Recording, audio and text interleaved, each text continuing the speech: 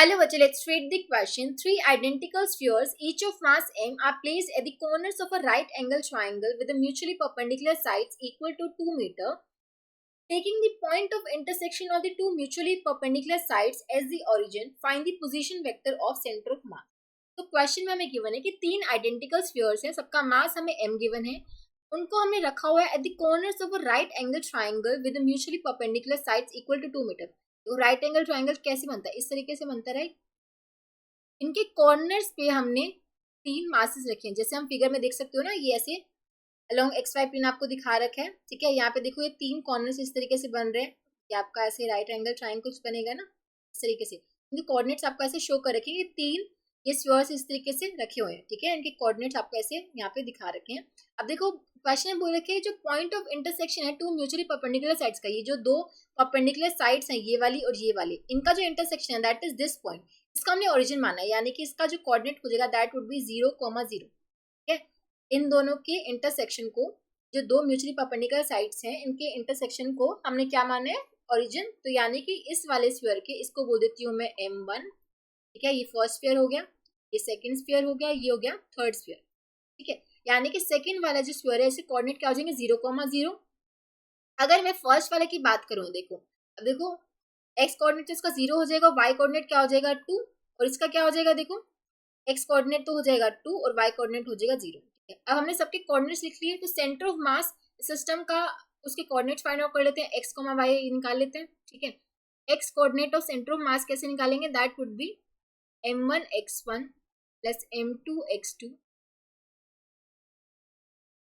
Plus m3 x3 divide by m1 plus m2 plus m.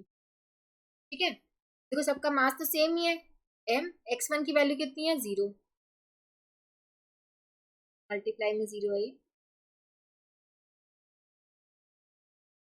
हो जाएगा m multiply 0 plus में m into में x2 का coordinate कितना है? ये दे रखे हमें, ये भी 0 है. m3 का कोऑर्डिनेट कितना है? x coordinate 2.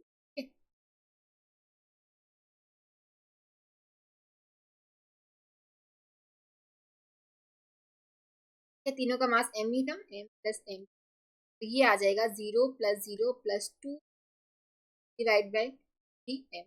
ये आएगा 2/3. ठीक है, सो x कोऑर्डिनेट तो कितना आ गया? 2/3. y कोऑर्डिनेट कैसे फाइंड आउट करेंगे? y coordinate would be m1 y1 plus m2 y2 plus m3 y3 divide by m1 plus m2 plus m3. ठीक है, हो जाएगा m इंटू में y coordinate of first sphere क्या है? 2. सेकंड का देखो 0 है, तो m इंटू में 0 प्लस में m इंटू में 0. नीचे m प्लस m ये हो जाएगा 3m. ठीक है, तो ये आएगा आपके पास 2m/3 है, यानी कि 2/3.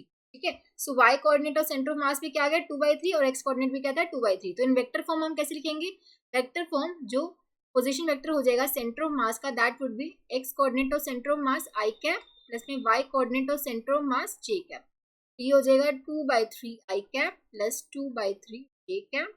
ठीक है, या फिर 2/3 कॉमन ले तो ये हो जाएगा 2/3 i कैप प्लस में j कैप. है, तो पोजीशन वेक्टर सेंटर मास क्या हो जाएगा? 2/3 इंटू में i cap plus j cap, जो कि हम देख सकते हैं ऑप्शन सी में गिवन है. Option C would be the correct choice. I hope आप सबको समझ आया होगा. Thank you so much.